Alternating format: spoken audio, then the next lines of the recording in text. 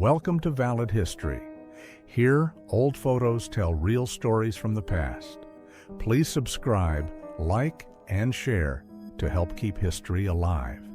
Tunnel rats from America, Australia, New Zealand, and South Vietnam descended into underground networks during the Vietnam War, conducting search and destroy missions in a battlefield most soldiers never saw.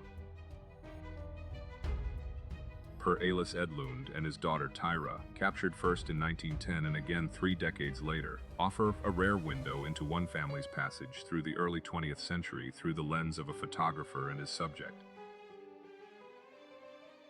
Imperial Japanese soldier Hiroo Onoda emerged from a Philippine jungle in 1974, having spent 29 years refusing to surrender, becoming the penultimate Japanese soldier to lay down arms before Taro Nakamura followed later that same. Robert Wadlow, the tallest person in recorded history with irrefutable evidence to confirm it, stood 8 feet 11 inches tall when photographed in 1940, a height that has never been credibly surpassed. Inside a Chicago divorce court in 1948, a man dropped to his knees before his wife, the raw desperation of that private moment made permanent by a camera that had no obligation to look away. On June 6, 1944, Sargent photographed soldiers of the U.S. Army's 1st Infantry Division wading from a landing craft into the cold water off Omaha Beach, an image he titled "Taxis to Hell and Back, Into the Jaws of Death." The original Michelin Man, introduced in 1898, was white because rubber tires were naturally gray-white until 1912, when carbon chemicals were added not for appearance but to make tires significantly more durable. August Landmesser stood with his arms crossed at a 1936 Nazi rally, refusing the salute after falling in love with a Jewish woman named Irma Eckler, whose marriage application had been denied under the Nuremberg laws enacted the previous year. On April 13, 1945, U.S. Army soldiers encountered a train near Bergen-Belsen whose German guards had fled, leaving behind Jewish prisoners being transported between camps, and 2 soldiers photographed the moment of their liberation. Adolf Hitler, born in 1889, and Joseph Stalin, born in 1878, are shown here as children, 2 ordinary-looking boys whose futures would define the catastrophic violence of the 20th century. Bill Clinton, then a young man, shook hands with President John F. Kennedy at the White House in 1963, a meeting that would later become one of the most scrutinized photographs in American political history. Austrian-Hungarian forces captured this massive Italian artillery piece during their offensive in November 1917, a concrete symbol of the shifting momentum on the Italian front in the final years of the First World War. On October 22, 1895, an express train at Gare Montparnasse overran its buffer stop, crossed 30 meters of concourse, and crashed through a window onto the Place de Rennes below, killing 1 woman on the street from falling masonry. President John F. Kennedy was photographed at a restaurant in Rome in 1963, one of his final international appearances before his assassination later that same year. An East German soldier defied direct orders on the day the Berlin Wall was erected in 1961, helping a young boy slip through the barbed wire to rejoin his family, an act of humanity that cost the soldier his posting when his superior officer intervened. Chief John Smith, whose birth year remains disputed, officially between 1822 and 1826 but claimed by some as early as 1784, died on February 6, 1922, having appeared 2 years prior as the central figure in a traveling motion picture exhibition featuring aged Native Americans. In February 1974, Reader's Digest published Jack Bradley's photograph of 5-year-old Harold Whittles, born deaf, captured in the precise instant he heard sound for the first time after a hearing aid was fitted to his ear. Celebrities from the modern era are placed beside their historical lookalikes in this visual comparison, inviting viewers to consider how closely faces can echo across generations and centuries. Against the newly erected Berlin Wall in 1961, West Berlin residents held up their children so that grandparents trapped on the East Berlin side could see them, an act of connection made necessary by concrete and barbed wire. In 1962, photographer Robert Halmy captured two boys in Kenya engaged in a quiet exchange between cultures, a single frame distilling the complexity of a continent navigating independence and tradition simultaneously. Stitched to wooden blocks carved into hoof shapes, these leather cowshoes were worn by Prohibition-era moonshiners in 1924 to disguise their footprints and evade the federal agents hunting their illegal operations. Daihatsu's 1996 advertisement captured the Japanese automaker at a pivotal moment in its global expansion, packaging economy and reliability into a single direct visual statement aimed squarely at the everyday consumer. Between 1925 and 1955, Italian pasta production was captured in rare photographs that documented the industrial and artisan processes feeding a nation, and increasingly the world beyond its borders. Designed in 1939 by German engineer Hans Schlur von Westhofen-Dirmstein, the Schlurwagen's radically streamlined aerodynamic body represented one of the most forward-thinking automotive experiments of the pre-war era. In 1958 Moscow, babies bundled against the cold were deliberately left to sleep outdoors, a Soviet-era practice grounded in the belief that exposure to cold air strengthened the developing immune system. On the set of Hook in 1991, Bob Hoskins, Dustin Hoffman, Robin Williams, and director Steven Spielberg gathered for a photograph that placed four of Hollywood's most celebrated talents in a single frame. Between 1881 and 1914, rare photographs documented the construction of the Panama Canal, one of history's most ambitious engineering undertakings, built at an enormous cost in both capital and human life. Before her death, Betty White, beloved actress and television institution, was photographed here in her younger years, offering an early glimpse of the warmth and spirit that made her a cultural treasure for decades. In 1964, Beatlemania swept through rare photographs that documented the hysteria, the screaming crowds, and the cultural earthquake unleashed when four young men from Liverpool arrived and permanently altered popular music. Photographed in 1950, Frida Kahlo spoke these words, "I am not sick, I am broken, but I am happy to be alive as long as I can paint," a declaration of resilience delivered in the shadow of lifelong physical. Arctic explorer Peter Freuchen, whose towering physical presence matched his legendary expeditions, stands beside his third wife Dagmar Freuchen-Gale in a 1947 photograph that frames one of the 20th century's most remarkable adventurers. Aboard the USS Kidd, a Navy destroyer that sailed from 1943 to 1967, one toilet seat in the ship's head was painted red, a blunt practical designation reserving it solely for crew members diagnosed with sexually transmitted diseases. Installed in New York City in 1922, one of the first traffic signals in the metropolis marked the moment the city began its long, unfinished negotiation between the automobile and the street. Photographed in 1949, the Keydoozle store offered Americans their first glimpse of fully automated retail, a vision of frictionless commerce that arrived decades before the technology existed to sustain it. On September 3, 1967, Sweden executed Dagen H, switching all traffic from left-hand to right-hand driving overnight, a logistical operation of extraordinary complexity that transformed every road in the country simultaneously. Photographed in London in 1901 by Horace Warner, Adelaide Springett removed her boots before stepping into frame, her quiet act of shame becoming an accidental and enduring document of Edwardian poverty.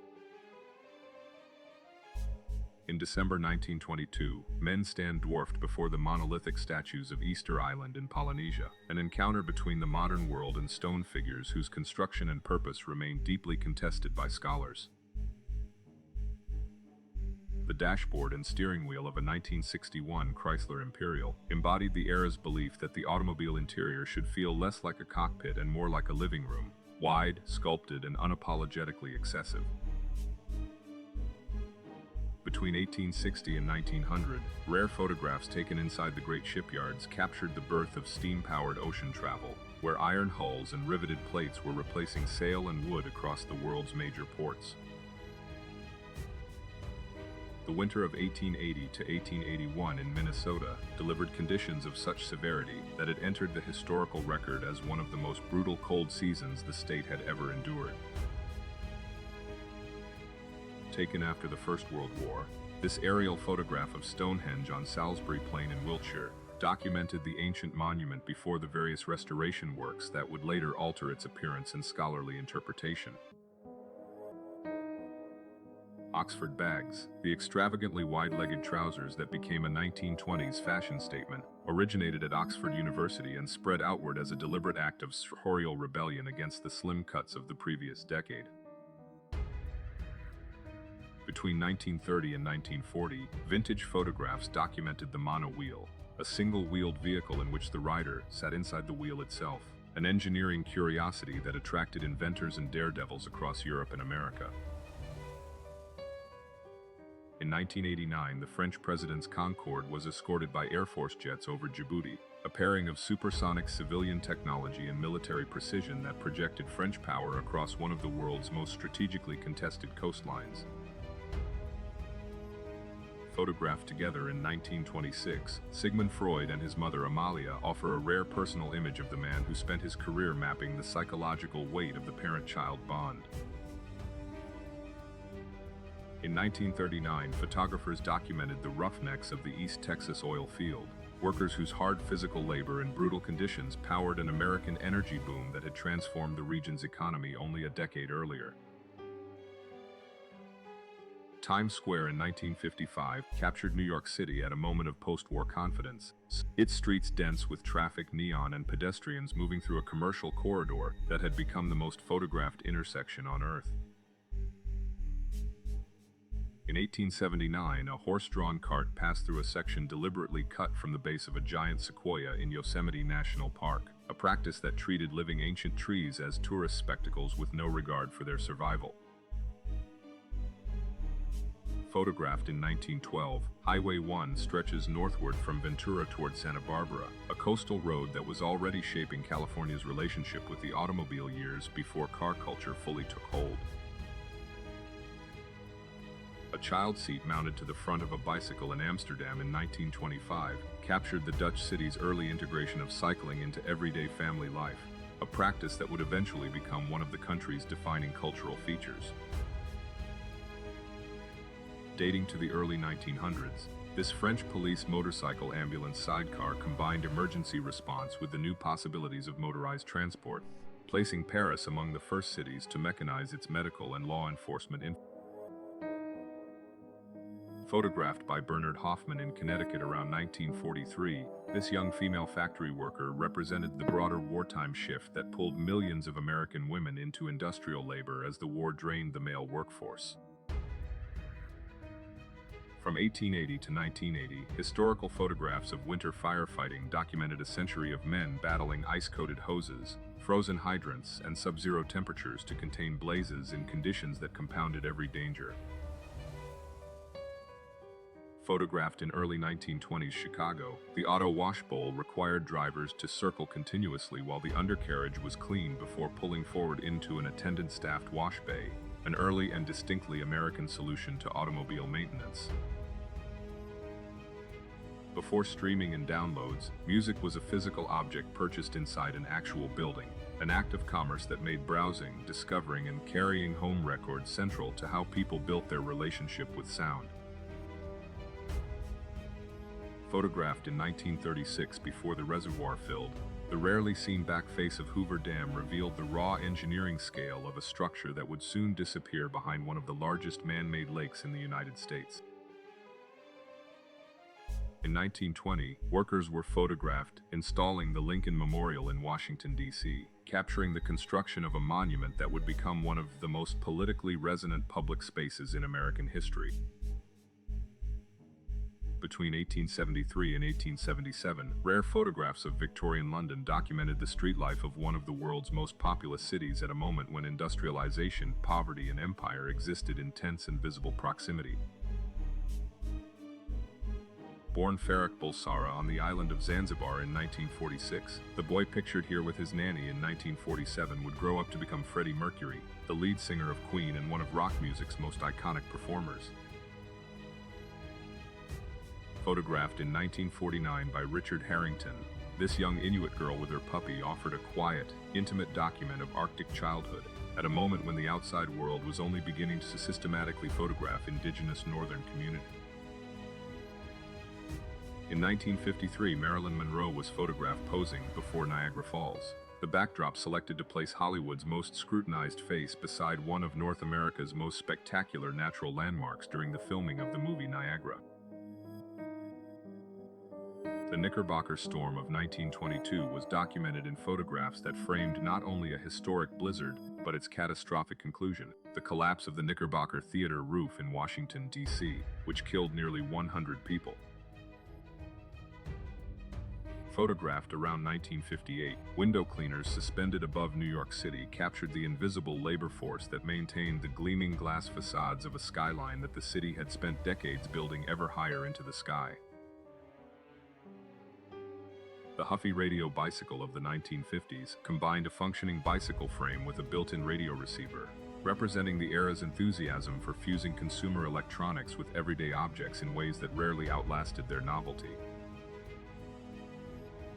Three friends photographed in Ohio around 1924 aboard their shared vehicle left no further record, only this single image of ordinary mobility and companionship from a decade when the automobile was still reshaping American social life. In 1934, Helmer Larsen and his wife Naomi photographed themselves using an extended pole to capture their own portrait, a technique that predated the selfie stick by 80 years and the smartphone by 7 decades. In 1923, Jules Gervais Cortelemont's vivid color photographs of Paris produced images of rare luminosity, documenting the French capital in autochrome at a moment when color photography was still an experimental and expensive luxury. The 1950 FIFA World Cup final at Rio de Janeiro's Maracanã Stadium drew an officially recorded 173,850 spectators, and possibly over 200,000, making Uruguay's victory over Brazil the most attended football match in recorded history. In 1952, staff at London's Mount Pleasant post office were photographed sorting an enormous mountain of Christmas presents, an image that captured the scale of the postal system at the peak of its importance to British social life. Produced by Nash Motors between 1950 and 1954, the Nash Rambler was among the first American compact cars, a practical challenge to the era's dominant appetite for large vehicles that the market was not yet ready to reward. In 1883, Niagara Falls froze over, its thundering cascades reduced to immense formations of ice that drew photographers and spectators to witness one of the most dramatic natural spectacles the falls had ever produced. The blizzard of 1966 buried Syracuse, New York, under record snowfall, bringing a city already accustomed to harsh winters face-to-face with conditions that paralyzed infrastructure, stranded residents, and tested every emergency system. Around 1979, the Atari Home Computer Demonstration Center offered consumers hands-on access to personal computing technology, positioning Atari as a company that could translate its arcade success into the living rooms of mainstream American households. Photographed around 1936, workers are seen laying the roadbed sections of the Golden Gate Bridge across San Francisco Bay, a stage in the construction that brought the project's sweeping visual form closer to the reality the world would soon recognize. Conducted around 1933, the tilt test placed a London double-decker bus at a severe angle to demonstrate to regulators and the public that its low center of gravity made it structurally resistant to tipping under normal operating conditions. In 1926, boys of Ardingly School were photographed at the start of the Christmas holidays, a moment of institutional farewell and youthful release that played out across British boarding schools in almost identical fashion every year. Developed in 1920s Germany, this hair-perming apparatus surrounded the user's head in a constellation of heated rods and electrical clamps, making the pursuit of permanent waves a procedure that looked considerably more dangerous than any fashion should require. In 1956, ducklings were introduced as part of a medical therapy program, their presence providing a form of animal-assisted calm in a therapeutic context that anticipated by decades the formal recognition of animal-assisted intervention in clinical care. Between 1930 and 1940, Vintage photographs documented stuntmen launching automobiles through the air at public events, performing death-defying aerial feats before live crowds at a moment when the boundaries of automotive spectacle had almost no formal safety limits. Released in 1986, the Nintendo Entertainment System arrived in a market that had nearly abandoned home video gaming after the industry crash of 1983, and proceeded to rebuild it entirely on the strength of its hardware and first-party software. In 1957, a Victorian home in Tiburon, California was loaded onto a boat and moved by water, a method that solved the problem of relocating a large wooden structure across terrain where road transport would have been impossible. During the First World War, soldiers on the front lines marked Christmas in the trenches, a moment that produced some of the conflict's most enduring images, including the informal Christmas truces that broke out along sections of the Western Front.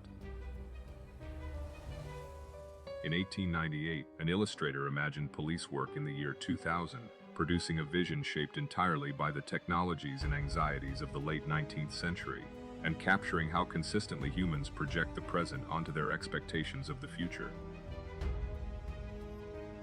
Produced between 1919 and 1925, the Layat Helica was a French automobile powered by an aircraft propeller mounted at the front, a design that achieved genuine speed but presented obvious dangers to anyone standing near its rotating blades.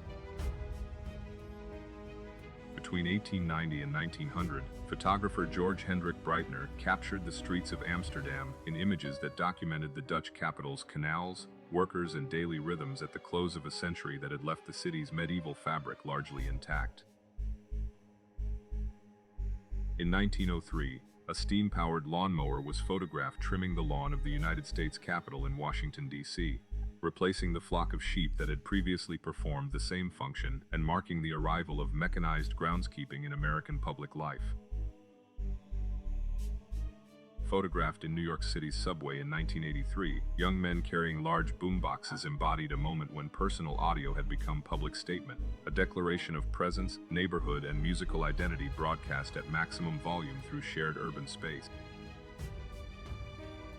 During the Second World War, a vast camouflage network was installed over the Lockheed aircraft plant in Burbank, California, disguising it from aerial observation as a quiet rural neighborhood complete with fake streets, houses, and landscaping. Photographed in the 1920s by Max von Oppenheim, an ancient Roman bridge spanning the Wadi al-Mur near Mosul in what is now Iraq stood as evidence of the empire's engineering reach into the furthest edges of its. An aerial photograph taken in 1969 documented over 400,000 people gathered at Woodstock, a density of humanity assembled not for war or protest but for music, making it one of the largest peaceful gatherings in American history. Robert Wadlow, born in 1918 and measured at 8 feet 11 inches, was documented throughout his short life in photographs that struggled to contain his scale, a man who remained the tallest person in recorded human history. At the 1934 Caerphilly Hill climb in Cardiff, racing driver Raymond Mays lost a wheel from his Type 13 Bugatti mid-run, the car sliding to a stop just inches from a precipice while somehow remaining upright throughout the incident. Photographed on the island of Mykines in the Faroe Islands in 1934, a puffin catcher stands with his tools and catch, practicing a tradition of seabird hunting that the island's isolated community had sustained across many generations. In the 1920s, a wristwatch fitted with tiny scrolling map cartridges offered travelers navigational guidance before highways were marked and road atlases were widely distributed, an intimate and mechanical precursor to the digital map in every pocket today. Photographed on Ellis Island in 1904 by Augustus F. Sherman, a German immigrant family stands in line, one image among thousands Sherman made that documented the human scale of mass migration passing through America's most famous gateway. In 1902, French artist Albert Bergeret produced a series imagining the women of the future, images that projected contemporary anxieties and ambitions onto female figures placed inside roles that the early 20th century had not yet permitted them to occupy. Photographed in Greenland in the 1890s by Arctic explorer Robert E. Piiri, an Inuit man is seen warming his wife's feet, a quiet domestic image captured within an expedition record that was otherwise dominated by geography, endurance, and territorial ambition. Photographed in 1910, the grotesque of Notre Dame de Paris surveys the rooftops of the city below, a medieval stone figure serving as both architectural ornament and one of the most reproduced symbols of Gothic craftsmanship in the Western world. Early 20th century photographs of tourists at the Egyptian pyramids documented the ancient monuments into new role as destinations within the emerging infrastructure of international travel, accessible to a class of Western visitors that previous centuries could not have produced. In 1997, IBM's Deep Blue defeated world chess champion Garry Kasparov in a rematch that marked the first time a computer had beaten a reigning world champion under standard tournament conditions, a threshold in the history of artificial intelligence. Photographed in 1957 by Esther Bublé, a person listening to records alone captured the private absorbed quality of mid-century music consumption, an intimacy between listener and sound that existed before music became ambient, portable, and inescapable. In the 19th century, French artist Jean-Marc Coté produced postcards imagining the world of the year 2000, depicting electrical scrubbing machines and other automated domestic technologies that the era's faith in industrial progress made seem entirely plausible. Taken on the coast of Normandy on June 6, 1944, this photograph conveys through sheer human density and the scale of vessels stretching to the horizon the full logistical enormity of the D-Day amphibious landings. In 1954, a Tucker snowcat was photographed suspended over a crevasse during the Commonwealth Transantarctic Expedition, a moment that made the danger of Antarctic overland travel visible in a single vertiginous image.